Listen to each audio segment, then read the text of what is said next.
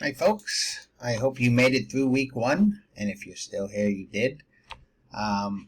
So this week, again, everything blue you could click on. We're going to go into the 88 essays and read the story we tell about millennials. It's page 15 in the textbook, but it's the number 2 essay on this Rodin.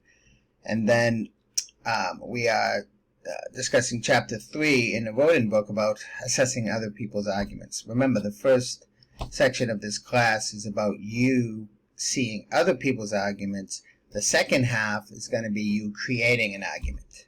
Okay? There'll be a quiz that opens on Wednesday, and it will stay open until Sunday. Remember, once you start taking it, you'll have 2 hours, but you can take it anytime between Wednesday and Sunday evening, right? And come on in the office hour, 11:30 a.m.